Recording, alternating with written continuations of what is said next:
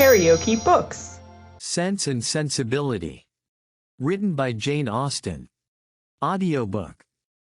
Chapter 21. The Palmers returned to Cleveland the next day, and the two families at Barton were again left to entertain each other.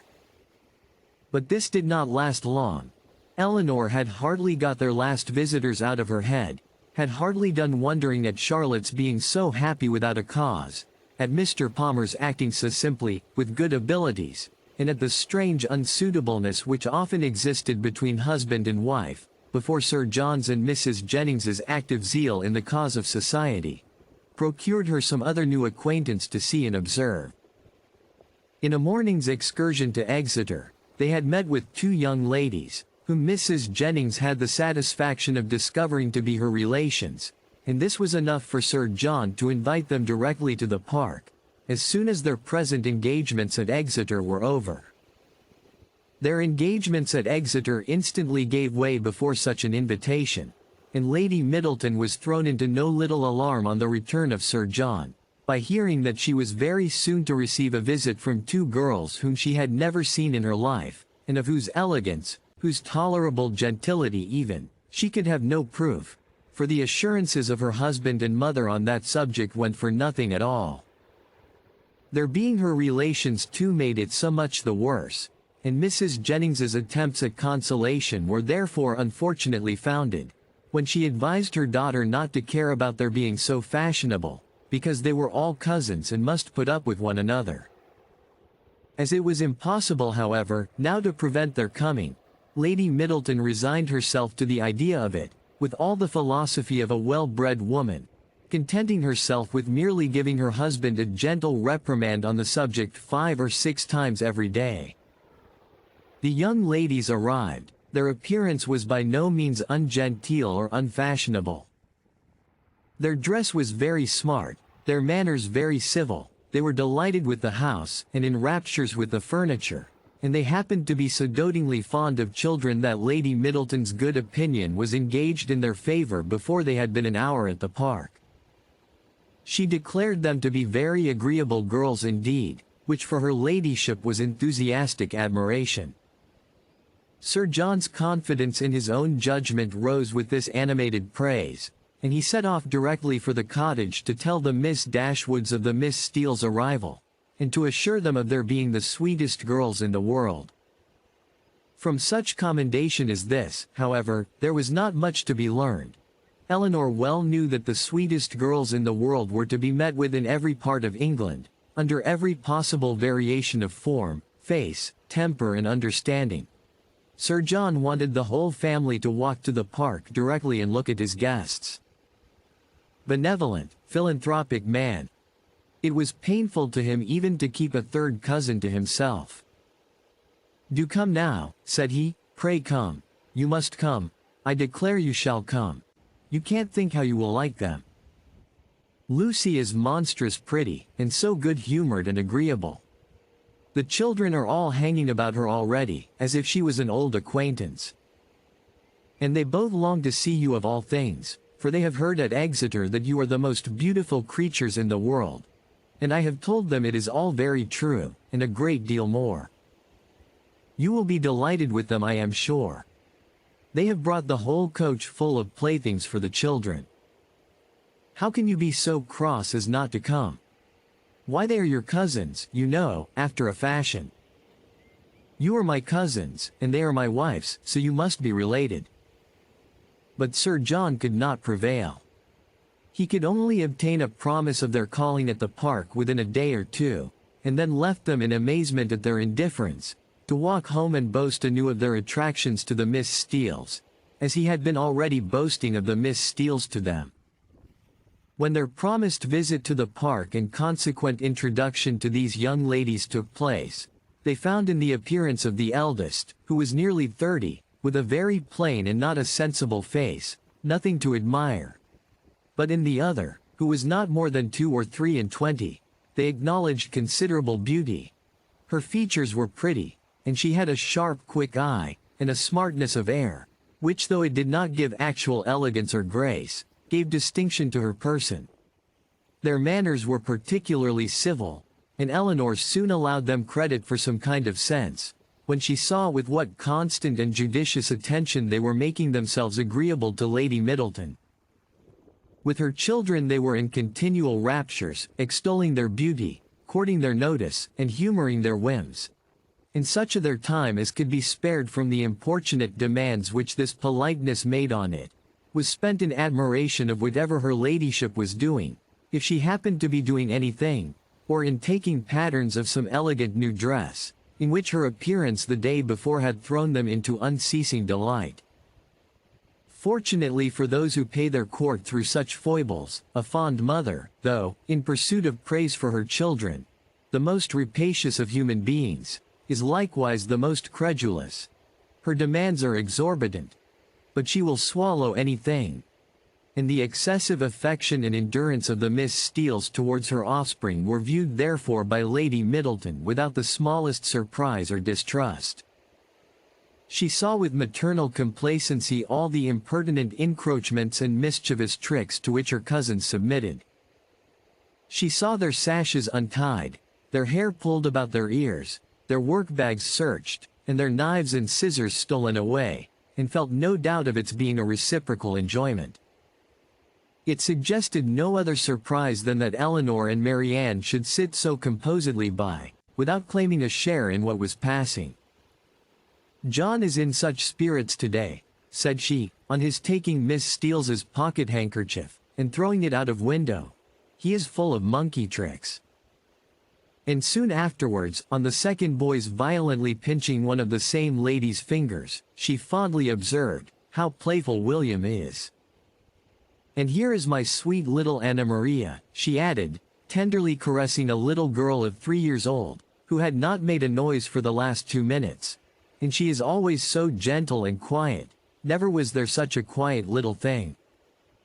But unfortunately in bestowing these embraces, a pin in her ladyship's head dress slightly scratching the child's neck, produced from this pattern of gentleness such violent screams, as could hardly be outdone by any creature professedly noisy. The mother's consternation was excessive, but it could not surpass the alarm of the Miss Steeles, and everything was done by all three, in so critical an emergency, which affection could suggest as likely to assuage the agonies of the little sufferer. She was seated in her mother's lap, covered with kisses, her wound bathed with lavender water, by one of the Miss Steeles, who was on her knees to attend her, and her mouth stuffed with sugar plums by the other. With such a reward for her tears, the child was too wise to cease crying. She still screamed and sobbed lustily, kicked her 2 brothers for offering to touch her, and all their united soothings were ineffectual, till Lady Middleton, luckily remembering that in a scene of similar distress last week, some apricot marmalade had been successfully applied for a bruised temple. The same remedy was eagerly proposed for this unfortunate scratch, and a slight intermission of screams in the young lady on hearing it, gave them reason to hope that it would not be rejected. She was carried out of the room therefore in her mother's arms, in quest of this medicine, and as the 2 boys chose to follow, though earnestly entreated by their mother to stay behind, the 4 young ladies were left in a quietness which the room had not known for many hours. "Poor little creatures," said Miss Steele, as soon as they were gone. "It might have been a very sad accident." "Yet I hardly know how," cried Marianne, "unless it had been under totally different circumstances. But this is the usual way of heightening alarm, where there is nothing to be alarmed at in reality." "What a sweet woman Lady Middleton is," said Lucy Steele. Marianne was silent. It was impossible for her to say what she did not feel, however trivial the occasion, and upon Eleanor therefore the whole task of telling lies when politeness required it, always fell. She did her best when thus called on, by speaking of Lady Middleton with more warmth than she felt, though with far less than Miss Lucy. "And Sir John too," cried the elder sister, "what a charming man he is." Here too, Miss Dashwood's commendation, being only simple and just, came in without any éclat. She merely observed that he was perfectly good-humored and friendly. "And what a charming little family they have." I never saw such fine children in my life. I declare I quite dote upon them already, and indeed I am always distractedly fond of children." "I should guess so," said Eleanor, with a smile, "from what I have witnessed this morning." "I have a notion," said Lucy, "you think the little Middletons rather too much indulged. Perhaps they may be the outside of enough, but it is so natural in Lady Middleton. And for my part, I love to see children full of life and spirits. I cannot bear them if they are tame and quiet." "I confess," replied Eleanor, "that while I am at Barton Park, I never think of tame and quiet children with any abhorrence." A short pause succeeded this speech, which was first broken by Miss Steele, who seemed very much disposed for conversation, and who now said rather abruptly, "And how do you like Devonshire, Miss Dashwood? I suppose you were very sorry to leave Sussex." In some surprise at the familiarity of this question, or at least of the manner in which it was spoken, Eleanor replied that she was. "Norland is a prodigious beautiful place, is not it?" added Miss Steele. "We have heard Sir John admire it excessively," said Lucy, who seemed to think some apology necessary for the freedom of her sister. "I think everyone must admire it," replied Eleanor, "whoever saw the place, though it is not to be supposed that anyone can estimate its beauties as we do." "And had you a great many smart beaux there? I suppose you have not so many in this part of the world. For my part, I think they are a vast addition always." "But why should you think," said Lucy, looking ashamed of her sister, "that there are not as many genteel young men in Devonshire as Sussex?" "Nay, my dear, I'm sure I don't pretend to say that there ain't. I'm sure there's a vast many smart beaux in Exeter, but you know, how could I tell what smart beaux there might be about Norland? And I was only afraid the Miss Dashwoods might find it dull at Barton, if they had not so many as they used to have. But perhaps you young ladies may not care about the beaux, and had as lief be without them as with them. For my part, I think they are vastly agreeable, provided they dress smart and behave civil. But I can't bear to see them dirty and nasty. Now there's Mr. Rose at Exeter, a prodigious smart young man, quite a beau, clerk to Mr. Simpson, you know, and yet if you do but meet him of a morning, he is not fit to be seen. I suppose your brother was quite a beau, Miss Dashwood, before he married, as he was so rich?" "Upon my word," replied Eleanor, "I cannot tell you, for I do not perfectly comprehend the meaning of the word. But this I can say, that if he ever was a beau before he married, he is one still, for there is not the smallest alteration in him." "Oh, dear. One never thinks of married men's being beaux. They have something else to do." "Lord, Anne," cried her sister, "you can talk of nothing but beaux. You will make Miss Dashwood believe you think of nothing else." And then, to turn the discourse, she began admiring the house and the furniture. This specimen of the Miss Steeles was enough. The vulgar freedom and folly of the eldest left her no recommendation, and as Eleanor was not blinded by the beauty, or the shrewd look of the youngest, to her want of real elegance and artlessness, she left the house without any wish of knowing them better. Not so the Miss Steeles. They came from Exeter, well provided with admiration for the use of Sir John Middleton, his family, and all his relations, and no niggardly proportion was now dealt out to his fair cousins, whom they declared to be the most beautiful, elegant, accomplished, and agreeable girls they had ever beheld, and with whom they were particularly anxious to be better acquainted. And to be better acquainted therefore, Eleanor soon found was their inevitable lot, for as Sir John was entirely on the side of the Miss Steeles, their party would be too strong for opposition, and that kind of intimacy must be submitted to, which consists of sitting an hour or two together in the same room almost every day. Sir John could do no more, but he did not know that any more was required. To be together was, in his opinion, to be intimate, and while his continual schemes for their meeting were effectual, he had not a doubt of their being established friends. To do him justice, he did everything in his power to promote their unreserve, by making the Miss Steeles acquainted with whatever he knew or supposed of his cousin's situations in the most delicate particulars. And Eleanor had not seen them more than twice, before the eldest of them wished her joy on her sister's having been so lucky as to make a conquest of a very smart beau since she came to Barton. "'Twill be a fine thing to have her married so young, to be sure," said she, "and I hear he is quite a beau, and prodigious handsome. And I hope you may have as good luck yourself soon, but perhaps you may have a friend in the corner already."